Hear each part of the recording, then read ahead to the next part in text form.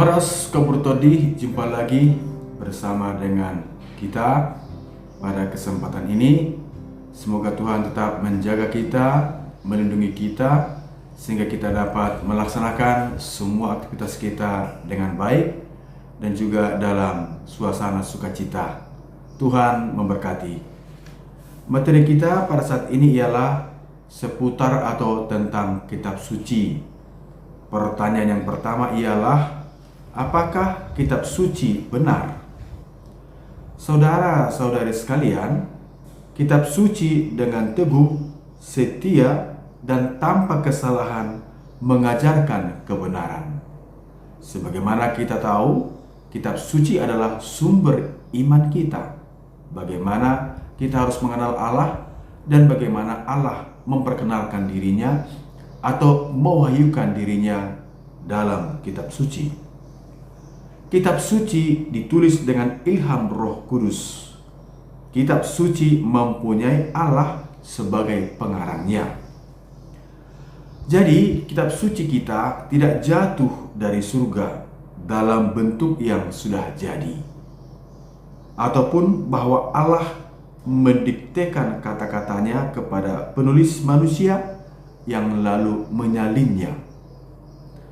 Namun, Allah memilih orang-orang yang digunakan, sementara orang-orang tersebut dengan bebas memakai kecakapan dan kemampuan mereka sendiri, supaya sementara Allah berkarya dalam dan melalui mereka, semua itu dan hanya itu yang dikehendaki Allah dituliskan oleh mereka, para penulis suci, sebagai pengarang yang sungguh-sungguh.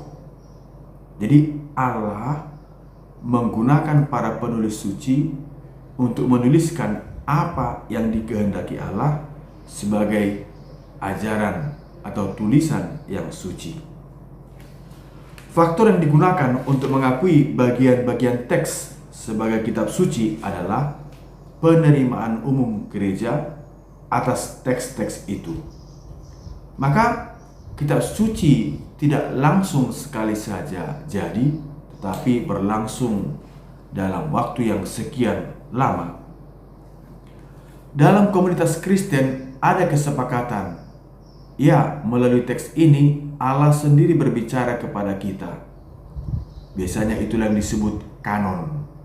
Kanon adalah batang pengukur, aturan atau norma, kumpulan otoritatif ayat-ayat suci dalam Alkitab Perjanjian Lama dan Baru. Otoritatif artinya punya otoritas bahwa teks itu diakui secara sah.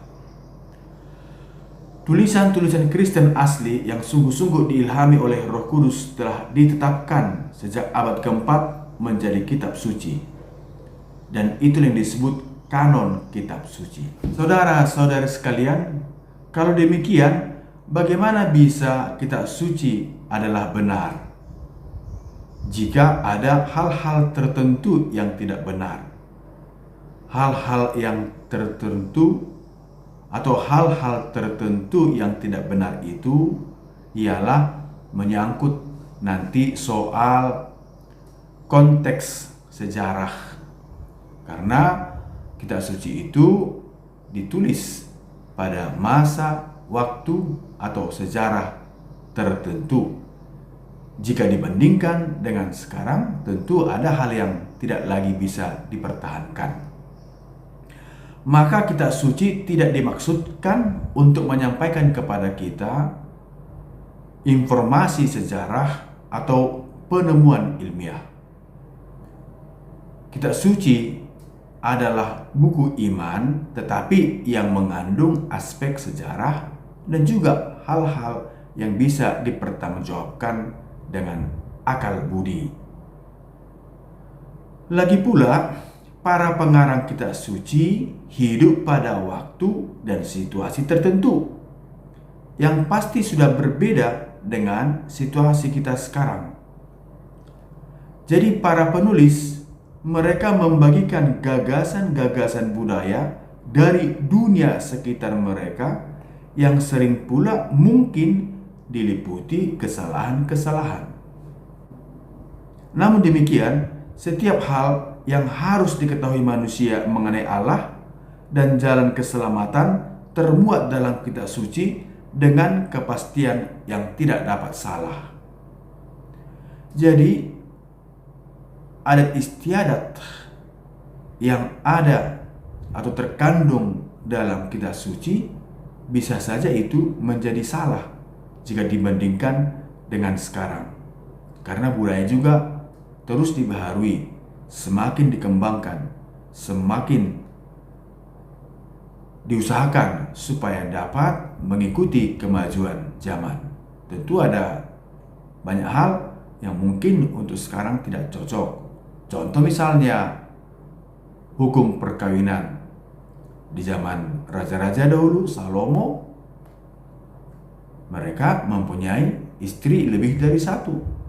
Sedangkan sekarang hukum gereja jelas mengatakan monogami, satu suami dan satu istri. Tapi bagaimana manusia harus atau bagaimana caranya mencari Allah dan bagaimana Allah memperkenalkan dirinya, itu adalah suatu gagasan yang tidak boleh salah. Dan itu semua terdapat dalam kitab suci. Terima kasih, Tuhan memberkati.